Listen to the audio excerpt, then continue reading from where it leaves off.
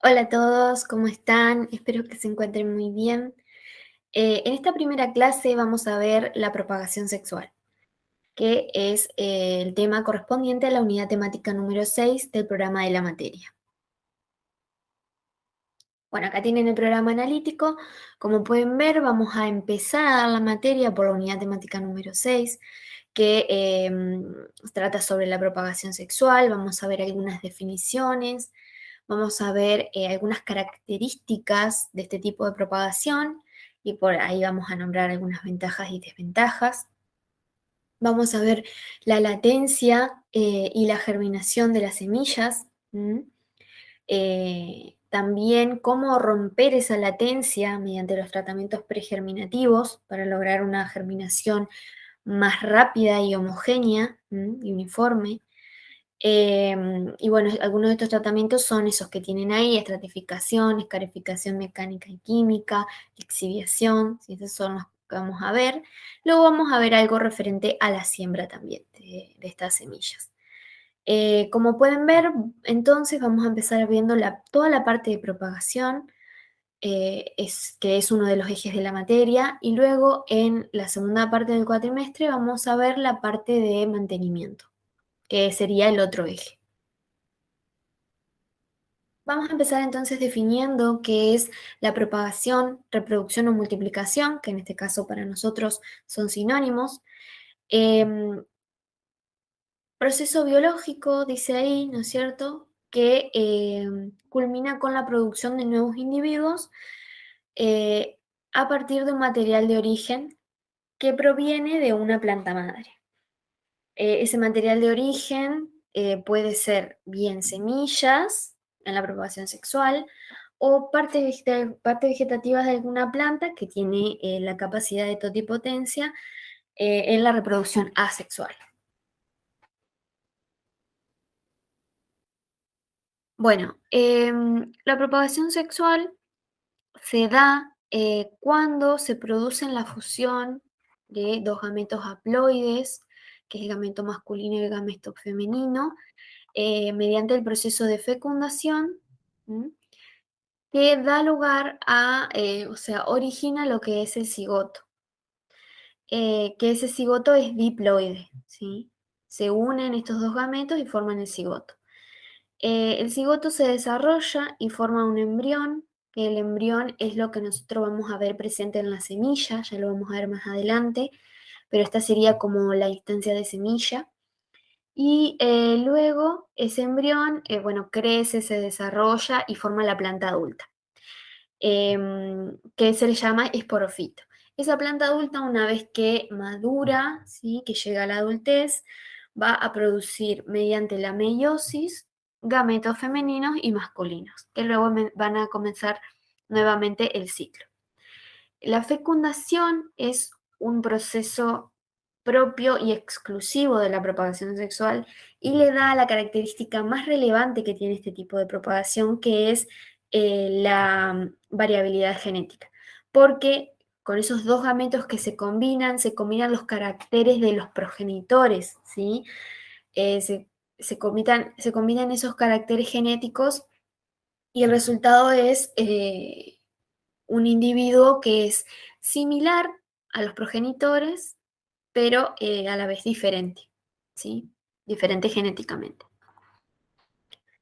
Bien, entonces esto nos lleva a las características de este tipo de propagación. Como les decía, variabilidad genética, combinación de caracteres, la población resultante de una propagación sexual va a ser diversa genéticamente hablando, va a ser diferente desde el punto de vista genético.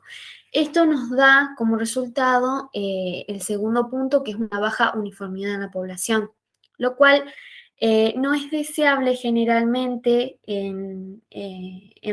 por lo menos en las producciones a gran escala.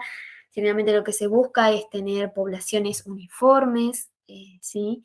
Entonces, esa sería como una desventaja de este tipo de propagación, pero esa misma diversidad, ¿sí? Esa misma diferencias genéticas que tiene dentro de la población, hacen que la población tenga una gran adaptabilidad a cambios en las condiciones. Entonces, como son todos diferentes y todos tienen una genética distinta, va a haber individuos que ante un cambio en las condiciones del medio van a ser susceptibles, ¿sí? Se van a ver afectados por ese cambio, y va a haber otros que van a ser resistentes, ¿sí? Le van a hacer frente y le van a poder sortear ese obstáculo. Entonces, eso hace que la población en general sea bastante adaptable, ¿sí? Sea una población resiliente. Em, ¿Qué más les puedo decir? Bueno, siguiendo con el próximo punto, tenemos que en la propagación sexual, otra característica es que nosotros podemos obtener muchísimos ejemplares de una misma planta madre. Esto es, imagínense una planta de albahaca, ¿m? Una planta de copete, ¿sí? Yo tengo muchísimas semillas puedo sacar de ese tipo de plantas, por ejemplo, muchísimas semillas. En cambio, por ejemplo, si tengo una planta de rosa y quiero sacar estacas, ¿sí? Que sería un tipo de propagación asexual, por ejemplo. O sea, inevitablemente tenemos que compararlo con una propagación asexual. En ese caso, podría sacar varios esquejes seguramente, pero no sé, tampoco tanta cantidad. Bueno, por más que sea una planta grande, quiero decir, tampoco podría sacar tanta cantidad. Entonces, eso sería como una ventaja de la propagación sexual. Otra característica es que el periodo para obtener plantas que lleguen a fases fisiológicas maduras, o sea, que florezcan, fructifiquen, o hasta lograr plantas que sean de mayor altura, es más largo, ¿sí? La espera es mayor cuando se propagan sexualmente. Entonces, por ejemplo, esto no es ni una ventaja ni una desventaja en realidad, porque depende del objetivo de producción que tengamos, ¿sí? De producción o el objetivo de la propagación que tengamos, ¿sí? Nosotros queremos propagar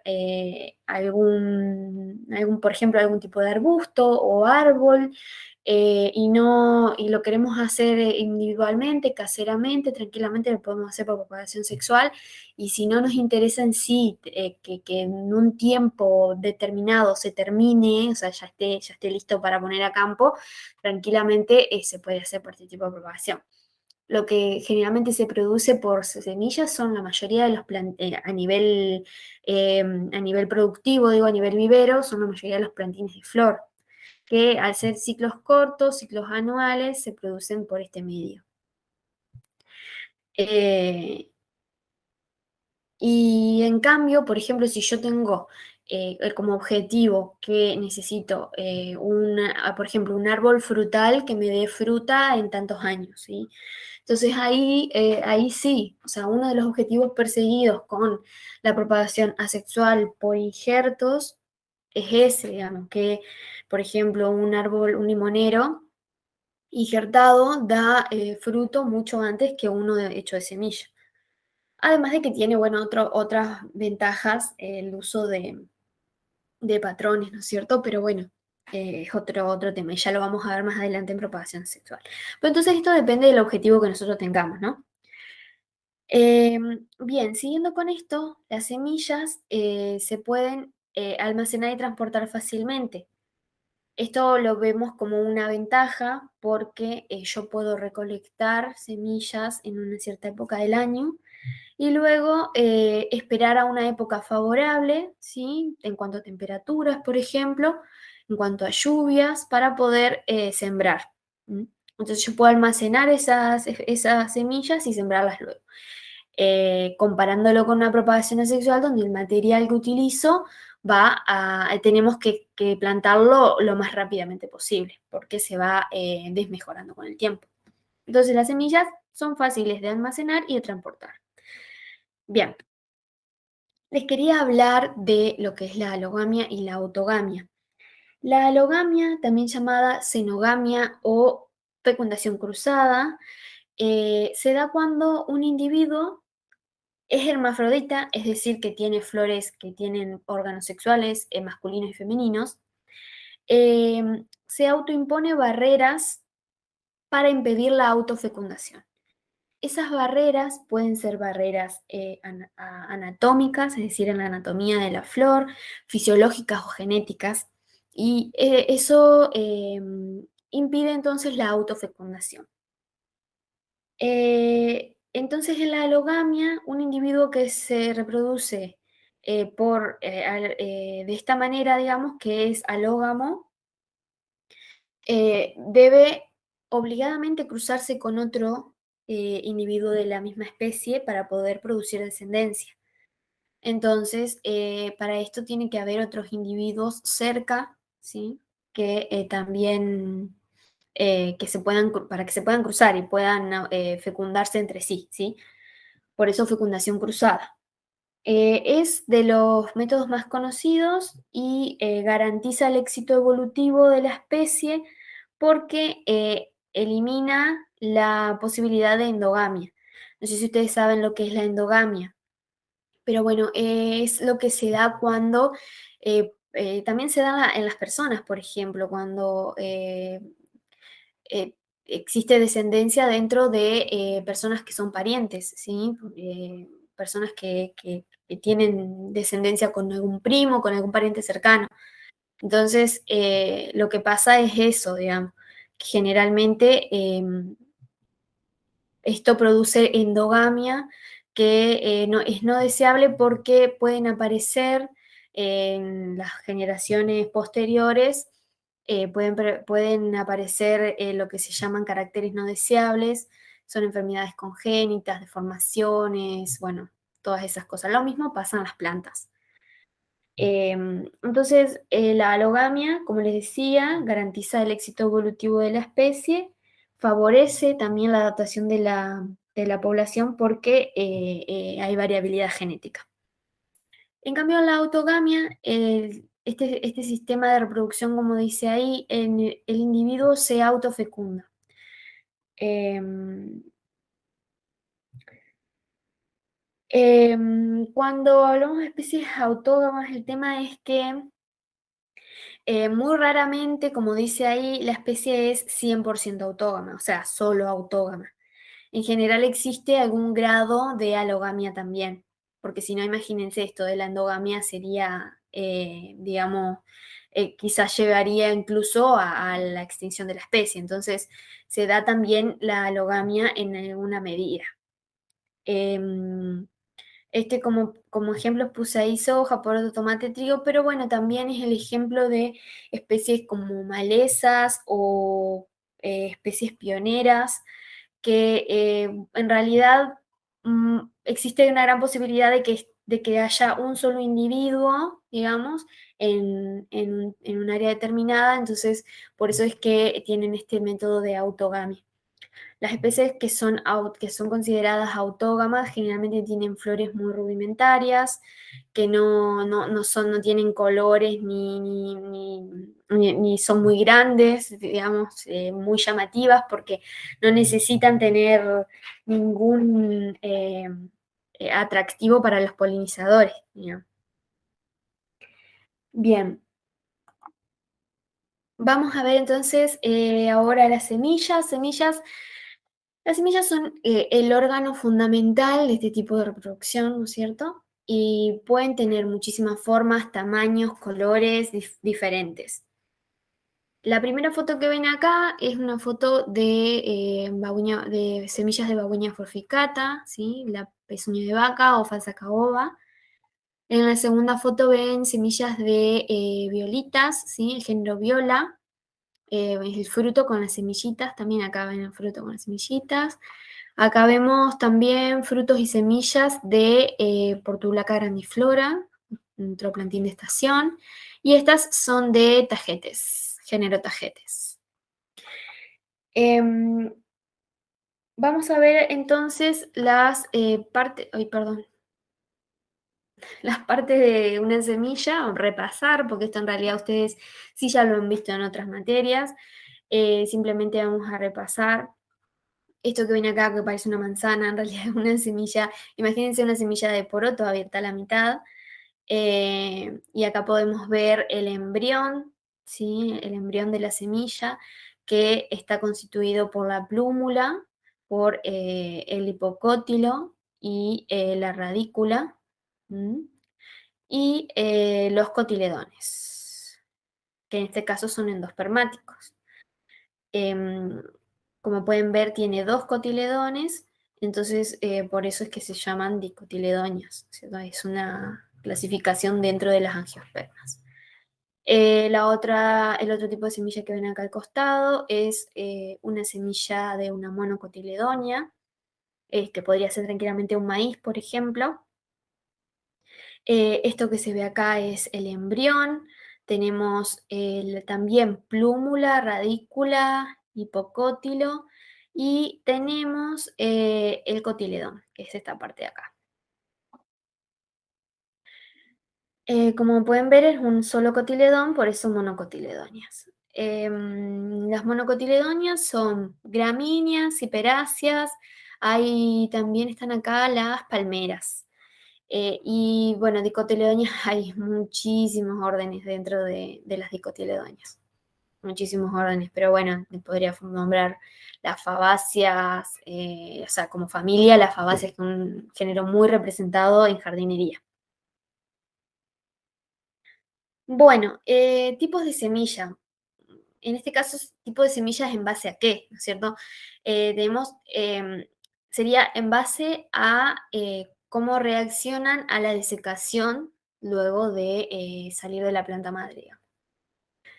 Entonces tenemos las semillas ortodoxas, que son semillas que permanecen viables durante un largo periodo de tiempo después de la desecación, ¿sí?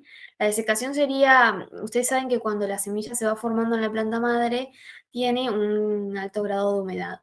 Pero bueno, después con el tiempo va perdiendo la humedad a medida que madura y finalmente se produce la desecación, digamos, se baja bastante la humedad de la semilla hacia el final del ciclo, o cuando nosotros los cosechamos, generalmente tendemos a bajarle la humedad, ¿no es cierto? A secarlas. Em, entonces las semillas ortodoxas permanecen viables después de la desecación, en cambio las recalcitrantes pierden rápidamente la viabilidad después de la desecación. Entonces, para las ortodoxas generalmente se utilizan, o sea, esto nos sirve saberlo para el almacenaje, ¿no es cierto? Las semillas ortodoxas se pueden almacenar a bajas humedades, muy bajos contenidos de humedad. Como dice acá, ejemplo de semillas ortodoxas, bueno, la mayor parte de las semillas de las especies cultivadas en regiones templadas. Y recalcitrantes tenemos que, bueno, como les digo, perdón, pierden rápidamente su viabilidad al ser desecadas. Entonces, para almacenarlas, el contenido de humedad no debe ser tan bajo. Acá dice entre 12 y 30, dependiendo de la especie, incluso puede ser más. Acá tienen algunos ejemplos, ¿sí? Y, por ejemplo, dice semillas tropicales o subtropicales, y luego alguna especie arbórea de zonas templadas, como por ejemplo el pino paraná, que este lo habíamos visto en plantas nativas, no sé si se recuerdan, que era recalcitrante. Bueno, vamos a pasar ahora entonces a lo que es el almacenaje de estas semillas. Los factores que hay que tener en cuenta para el almacenaje son la humedad y la temperatura. En cuanto a la humedad, los contenidos de humedad, como les decía acá, ve acá hay otros valores, por ejemplo, porque los saqué de otra bibliografía para que tengan una idea de cómo varía en realidad. Para ortodoxas, en esta bibliografía recomienda de 6 a 10% y para recalcitrantes de 30 a 45%. Por eso les decía, puede llegar a ser más, porque en la otra decía entre 12 y 30. Bueno, la humedad lo que hace generalmente es a mayor humedad, mayor respiración de la semilla. ¿M? Entonces la semilla continúa respirando cuando nosotros la sacamos de la planta madre y lo ideal es que la tengamos a la menor cantidad, el menor contenido de humedad posible, digamos. de acuerdo al tipo de semilla que sea, ¿no es cierto? Y después, en cuanto a la temperatura, como dice ahí, en general a menor temperatura, menor va a ser la tasa de deterioro de la semilla también. Entonces, lo ideal es conservarlas en algún lugar fresco, lo más fresco posible. Hay algunos ejemplos de cómo se pueden almacenar. Como dice ahí, en un lugar seco y aireado a temperatura ambiente. En ese caso sería un poco, digamos, como que, bueno, las semillas no van a durar demasiado tiempo, pero se pueden almacenar bajo estas condiciones, un tiempo. En cambio, la segunda opción, que es, por ejemplo, en envases herméticos, limpios, secos, identificados, como dice ahí, en frío. En ese caso, un frasco de vidrio esterilizado en heladera, por ejemplo, eh, con una cierta cantidad de humedad, dependiendo de la semilla, realmente nos puede almacenar semillas y mantenerlas viables durante mucho tiempo. Ay, perdón. Ajá. Vamos con la germinación. Em, bueno, la germinación tiene diferentes etapas, ¿sí? Que las vamos a ir viendo ahora. Como dice ahí, la primera etapa es la imbibición. La imbibición es el ingreso de agua al interior de la semilla, ¿no es cierto? En ese momento lo que pasa es que se reanudan procesos metabólicos en la semilla, se reanuda la actividad metabólica. La semilla visiblemente por afuera se ve que se hincha, cambia de color, incluso de brillo. Y la cubierta muchas veces se rompe, ¿sí? Se caracteriza por eso, entonces por la ruptura de la cubierta también. Entonces sería como visiblemente se ve así. Esta es la semilla recolectada, ¿no es cierto? Y esta es la semilla ya cuando ya realizó el proceso de imbibición. El segundo paso, la segunda etapa, quiero decir, de la germinación es la digestión y traslado de las reservas de la semilla. Lo que se hace es movilizar las reservas que se encuentran en el endosperma de la semilla y esto reactiva las actividades celulares y eso le sirve de alimento. Esta etapa es netamente metabólica y no es observable a simple vista. Y por último tenemos el crecimiento del embrión, que eso sí, se puede ver acá en la última foto, se evidencia la emergencia de la radícula o el eje embrionario entero a través de la cubierta de la semilla. Para que se produzca la germinación, primeramente, bueno, las semillas tienen que ser viables, por supuesto. La semilla tiene que haber superado, si es que tenía alguna dormición, algún tipo de latencia, tendría que haber superado esa latencia para poder germinar. Y además tienen que existir las condiciones ambientales apropiadas para la germinación de la especie. Que bueno, condiciones ambientales en cuanto a humedad o bueno, agua, temperatura, oxígeno y luz. En cuanto al agua, bueno, podemos decir que bajos contenidos de humedad no son deseables porque para que se produzca la imbibición, la semilla tiene que tener buena disponibilidad de agua, ¿sí? Hay que tener cuidado con los sustratos que utilizamos acá, que sustratos que tienen gran capacidad de retención de agua, por ahí no los humedecemos lo suficiente y lo que pasa es que la semilla, o sea, el sustrato retiene el agua con mucha fuerza y la semilla no puede tomarla. Y si nos vamos al otro extremo de mojarlo demasiado, de saturar con agua el sustrato, lo que va a pasar es que, bueno, la planta va a estar en anoxia, digamos, no va a poder respirar porque necesita oxígeno durante la germinación, porque la semilla tiene que respirar, ¿no es cierto? Consume oxígeno, tiene que tener suficiente provisión de oxígeno también. En cuanto a la temperatura, bueno, eso varía mucho dependiendo de cada especie en realidad. pero se podría decir que en general un rango óptimo de temperaturas para la germinación de gran parte de las especies es entre 15 y 25 grados centígrados, que son temperaturas que se dan en primavera, por ejemplo. En cuanto al oxígeno, bueno, ya les dije, más o menos, necesita oxígeno. Y la luz varía dependiendo de cada especie, pero en general una luz difusa generalmente anda bien. Por ejemplo, hay semillas que necesitan luz para germinar, como algunas variedades de lechuga, necesitan luz. Bien, vamos a hablar ahora de los tipos de latencia. Como les decía, la latencia dormición o también llamada letargo es la incapacidad de una semilla que está intacta y que es viable de germinar a pesar de que se ponga bajo las condiciones necesarias, como las que nombraba recién, temperatura, humedad, luz, todo. Los tipos de latencia pueden ser latencia exógena, perdón, endógena, que tiene que ver con el embrión, ¿sí? Con el embrión propiamente dicho. Pueden ser fisiológicas. Una latencia endógena fisiológica, por ejemplo, sería que la semilla tiene, o sea, el embrión tiene algún mecanismo fisiológico que inhibe o impide la germinación.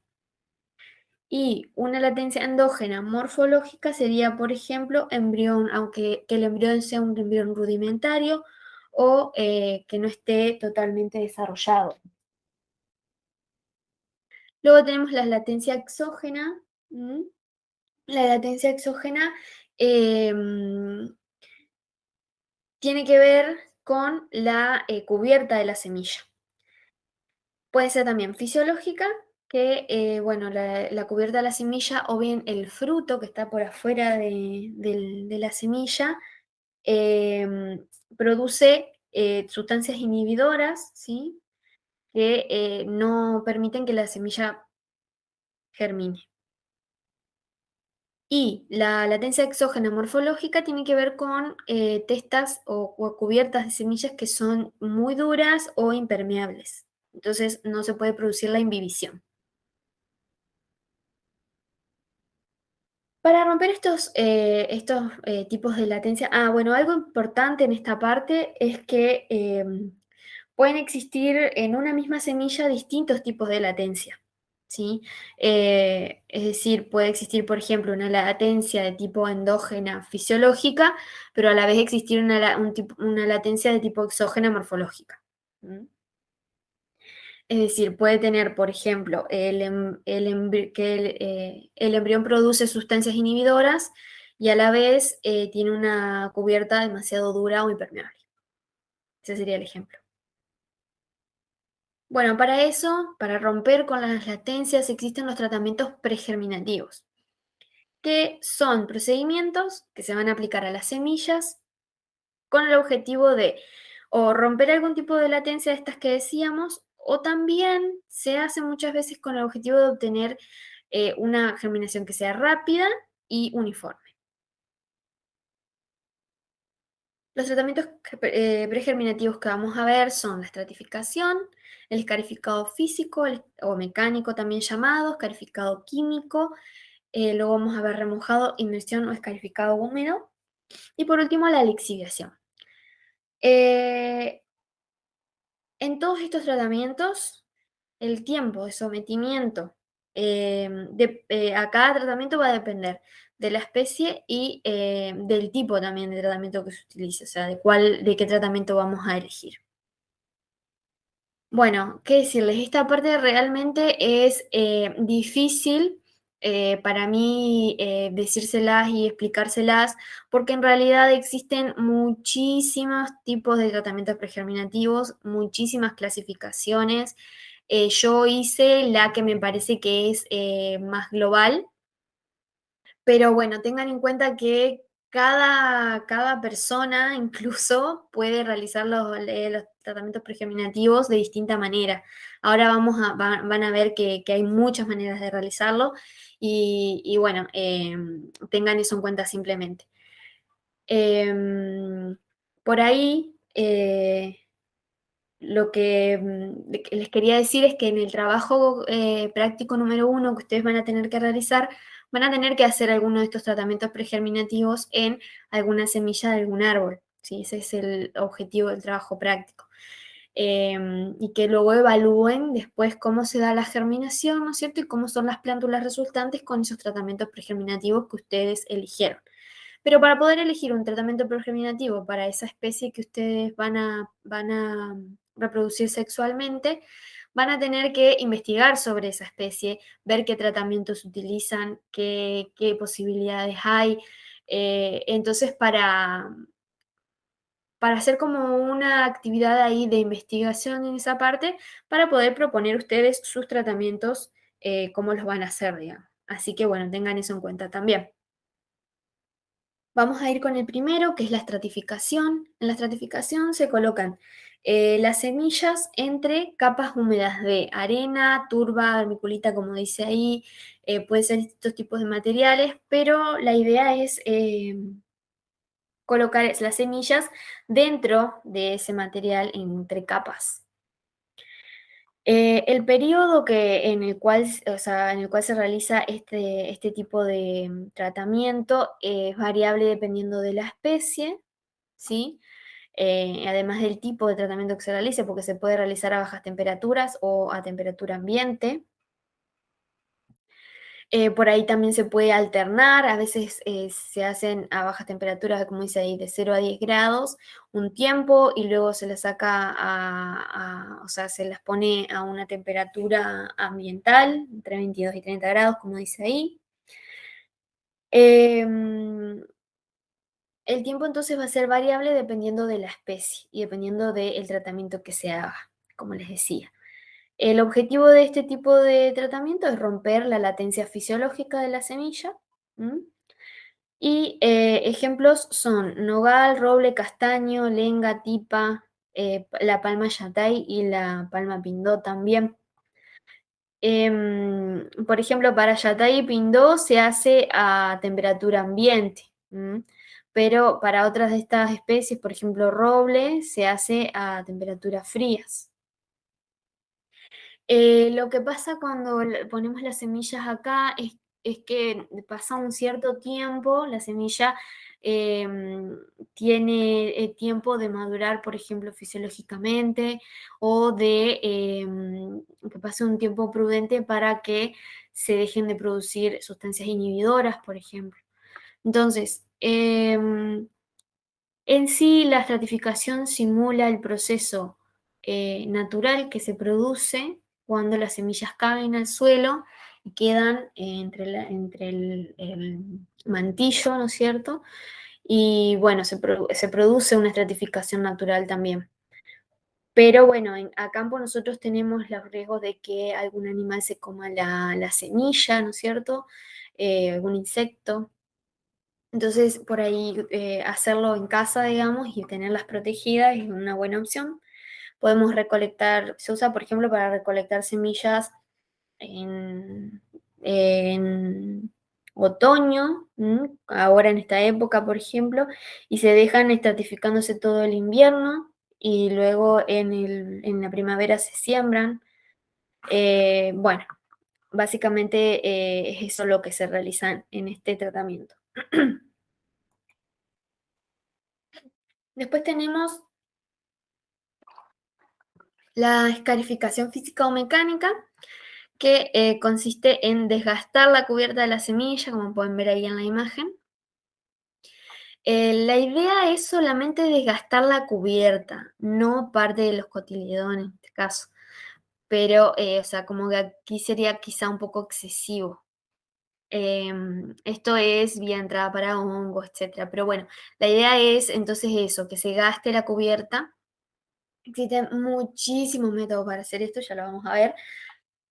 Y se utiliza entonces para semillas que tienen cubiertas que son muy duras o impermeables. El objetivo entonces es romper la latencia de tipo exógena morfológica. Acá hay algunos ejemplos, tiene algunos ejemplos y justamente estas semillas son de ceibo, tienen un ejemplo. ¿Cómo se realiza? Puede ser con limas, con lijas, individualmente o de muchas. Acá, por ejemplo, si tenemos que escarificar varias semillas, lo que podemos hacer es poner una lija, una plancha de lija, ponemos las semillas acá y le pasamos otra lija por encima. También se puede hacer con un bisturí, cuchillo, pinza, con un montón de utensilios. Fíjense acá, esta persona ha hecho otra manera, parecido a esto, pero de otra manera, así con un palo le ha puesto también lija y las lija a las semillas para que se rompa la cubierta. Otros ejemplos son, no sé, ya cuando es a mayor escala, por ejemplo, en viveros productores que se siembran muchísima cantidad de semillas, lo que pueden hacer es, por ejemplo, en una mezcladora, bueno, lo que se llama una hormigonera, ponen dentro, bien, pueden poner grava, arena, junto con las semillas y lo hacen dar vuelta, ¿sí? Para que la semilla, la cubierta de la semilla se rompa. O también lo que se puede hacer es forrar toda la parte de adentro de la mezcladora con papel lija bien rugoso o algún material que haga que cuando gire la semilla se lije, ¿no es cierto? Se raspe y se rompa la cubierta. Bueno, como les digo, hay muchísimas formas de hacerlo. Lo único que hay que tener en cuenta es de no romper el embrión, digamos, no romper el embrión, como decías. En este caso, por ejemplo, el embrión está acá, en esta parte de acá. Entonces, si lo lijan del otro lado, es decir, del de este lado, estaría bien, sería mejor. En el caso del chivato, como vimos, el embrión está en uno de los extremos. Entonces es un poco arriesgado lijar el extremo, quizá sería mejor lijar a lo largo, digamos, a los costados. Bien, vamos a pasar a otro tipo de escarificación, que es la escarificación química. Tiene el mismo objetivo, digamos, romper una latencia de tipo exógena, también se utiliza para semillas que tienen cubiertas duras o impermeables, y consiste en remojarlas en algún compuesto químico. Puede ser ácidos, ácido clorhídrico, sulfídrico, que son de manipuleo bastante riesgoso, ¿sí? Hay que tener cuidado manipulando estos ácidos, pero entonces se pueden utilizar también otros elementos caseros como lavandina, cenizas, que son menos peligrosos. Eh, la lavandina, por ejemplo, se pone en un litro de lavandina, 2 cucharadas de lavandina pura, perdón, en un litro de agua, 2 cucharadas de lavandina pura, y se dejan remojo las semillas hasta 2 horas, más o menos, depende de la especie, ¿no es cierto?, del grado de latencia que tenga la semilla también, y luego se enjuaga y se siembra. Después, en el caso de las cenizas es un poco más complicado, pero también en un litro de agua se pone eh, media taza de cenizas, se hierve esa mezcla y se le echa a las semillas. Las semillas se dejan ahí un tiempito, o sea, se le echa caliente, digamos, con las cenizas, todo caliente.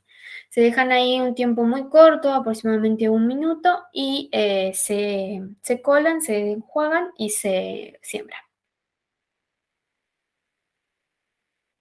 Entonces la escarificación química básicamente es eso, remojar las semillas en periodos que son generalmente breves, como dice ahí, en compuestos químicos.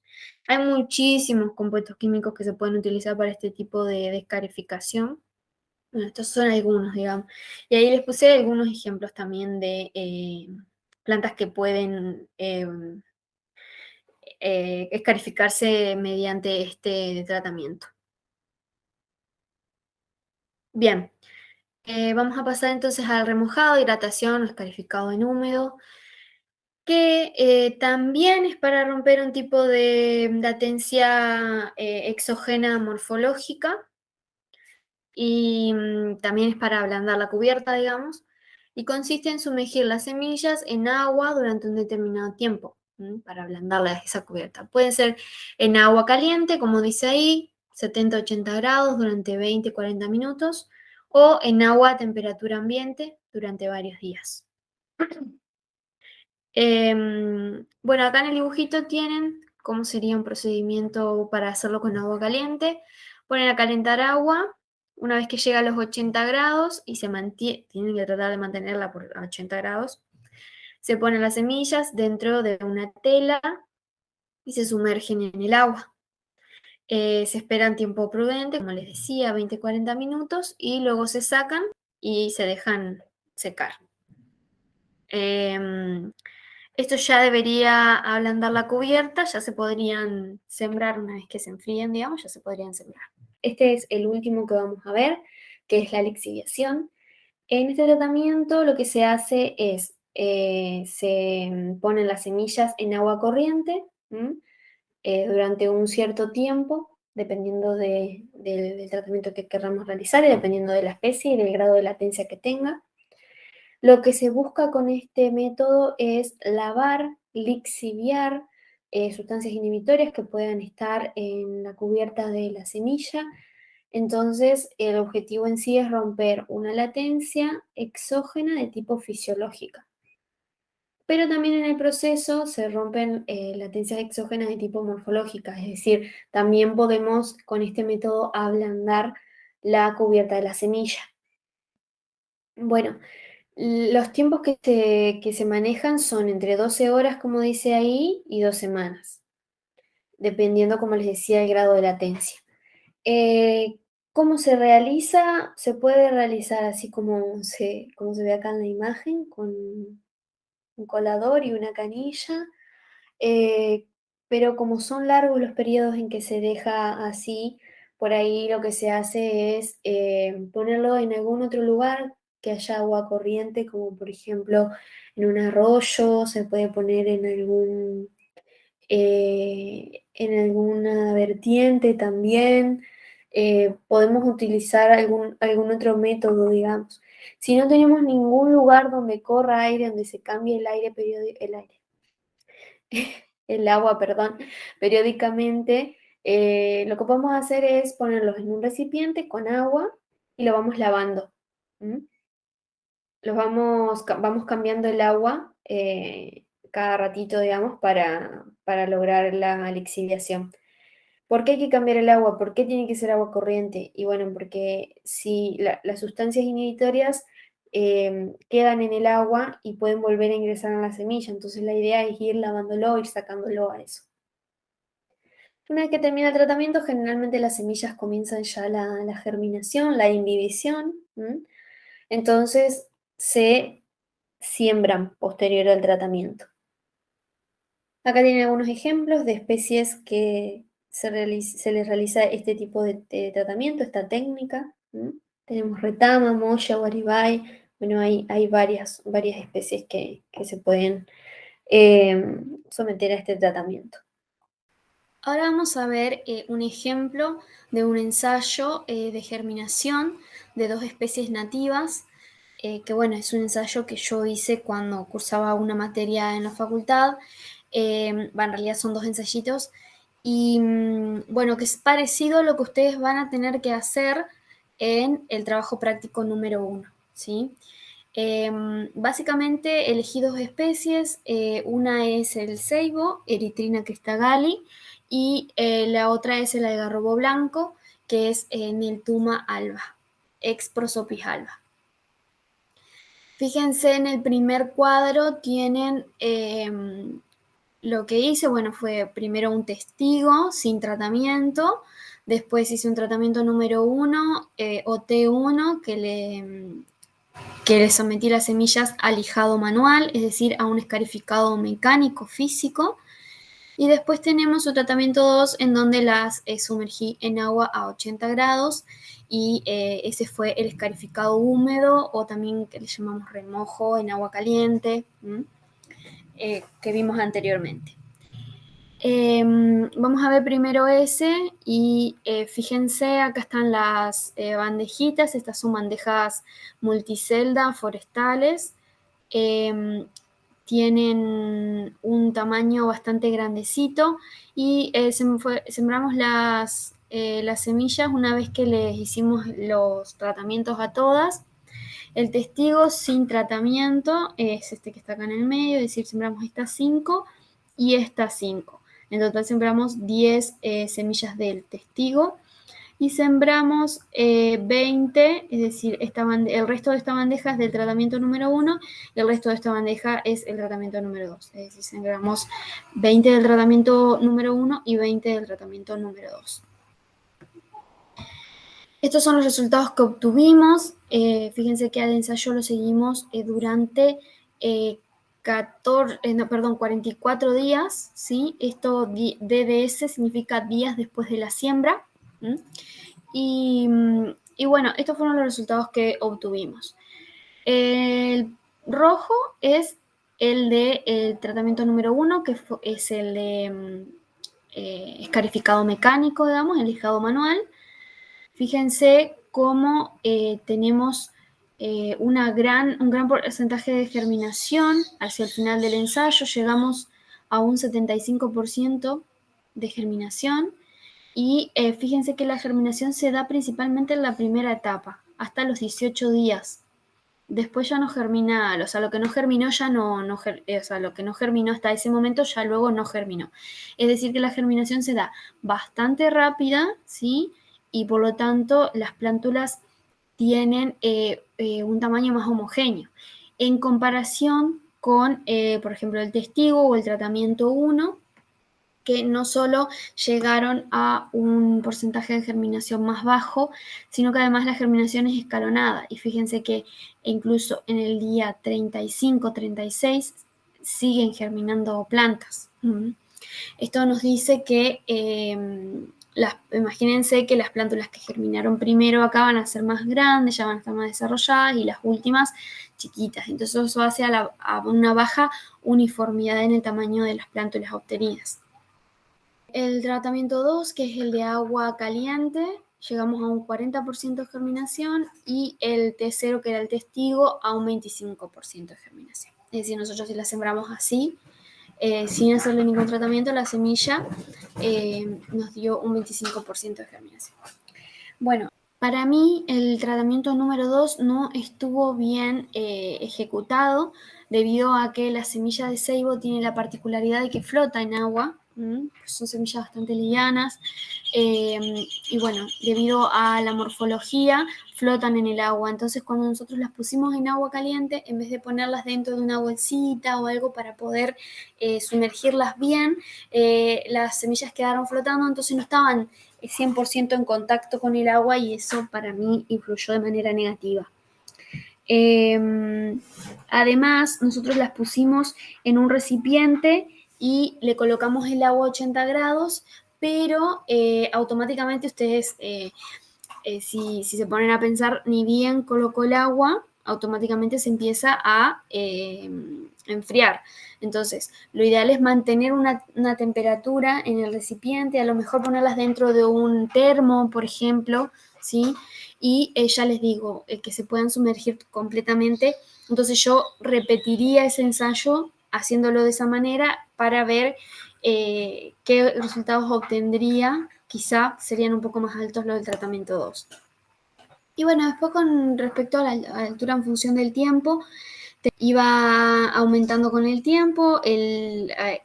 Podemos concluir que el tratamiento que mayor tuvo altura al final del ensayo fue el T1. Estos bajos en las mediciones es porque, bueno, van germinando semillas nuevas, por lo tanto la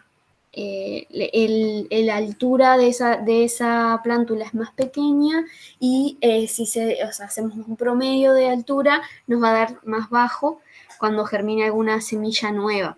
Por eso es tan como irregular en el tratamiento 2 y también el testigo. Fíjense que viene subiendo bien y después baja. Eso es por las semillas que fueron germinando. ¿Cómo se calcula este parámetro?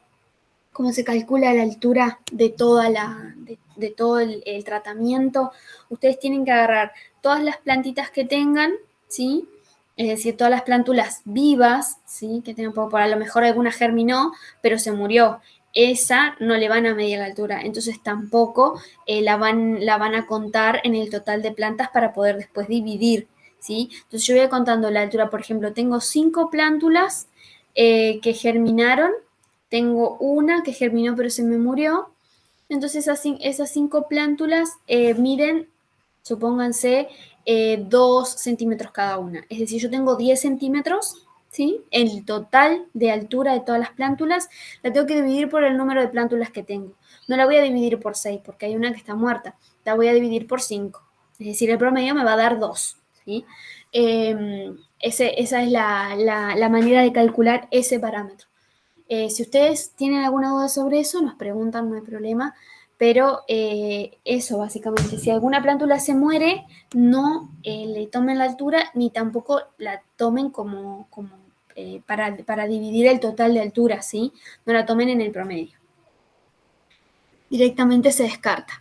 Lo que sí la van a tener que contar en el porcentaje de germinación, porque si vamos al caso germinó, si bien después se murió o le pasó algo, lo que sea, en su momento germinó, ¿sí? Bien, vamos a volver ahora entonces al algarrobo. Bueno, el algarrobo blanco le hicimos más tratamientos. Bueno, por supuesto, un testigo. Después hicimos un tratamiento 1A, que es el lijado manual o escarificado mecánico. Un tratamiento 1B, que es ese mismo lijado manual más hidratación. Y un tratamiento, después hicimos 1-2A, que es el de agua caliente solamente, y 1-2B, que es agua caliente más hidratación. Es decir, acá lo que hicimos fue hacer tratamiento solo y luego combinado con otro, ¿sí? Eso también ustedes lo pueden hacer en el ensayo si ustedes quieren. Y fíjense, bueno, estos son los... me quedo acá prosopis alba. Bueno, es Neltuma alba ahora. Fíjense, tenemos las bandejitas, en este caso esta bandeja, por ejemplo, es del 2B, el tratamiento 2B, y el del medio es el testigo. Acá lo mismo, 1A, el del medio es el testigo. Acá abajo tenemos el 2A y este es el testigo. Y acá tenemos el 1B, este es el testigo. Fíjense que entonces hicimos 20 semillas para cada tratamiento, en este caso. Bueno, y estos son los resultados que obtuvimos hacia el final del ensayo. Fíjense que en el primer gráfico, que es el de germinación, el testigo es el azul, este que va por aquí debajo. Llegamos a un 10% de germinación total. Después tenemos el tratamiento 1A, que era el lijado manual solamente. Este llega a un 85% de germinación. El 1B, que era el lijado manual más hidratación posterior. En este lo que se hace, bueno, hacer un lijado y luego poner las semillas en remojo durante un cierto periodo de tiempo y luego se siembran. Este es el verde, llegamos a un 100% de germinación. Después tenemos el 2A, que es el violeta, se llega a un 90% de germinación, que también es un buen valor. Ese era el de agua caliente. Después tenemos agua caliente más hidratación, que es el último tratamiento que hicimos, el 2B. En ese llegamos también al final del ensayo a un 100% de germinación. Bueno, si ustedes se fijan, entre todos los tratamientos que hicimos, el de lijado manual, o sea, los dos de lijado manual, que es el 1A y el 1B, nos ofrecen buenos porcentajes de germinación, ¿sí? Fíjense que en uno obtuvimos un 85, que era el lijado manual solo, y en el otro un 100%, que era el lijado manual más hidratación. Pero no solamente eso, sino que lo mismo que dijimos en el ceibo. Fíjense que la germinación es prácticamente se da toda en las primeras semanas del ensayo. Y eso es deseable, como les decía, porque las plántulas germinan todas al mismo tiempo, entonces nosotros podemos obtener plántulas que sean, o sea, más homogéneas en tamaño hacia el final de la producción, ¿no es cierto?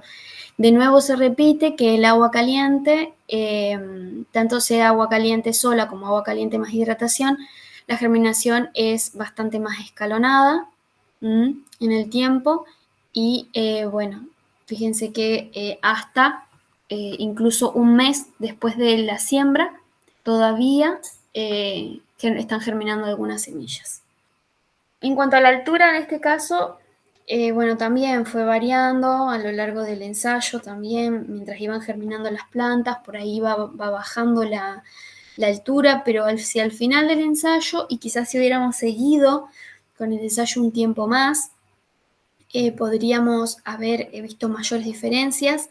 Fíjense que el que más altura obtuvo, de que fue de 4 centímetros, fueron las plántulas del tratamiento 1B, que era lijado manual más hidratación, y el 2B, que era también otro tratamiento combinado de agua caliente más hidratación.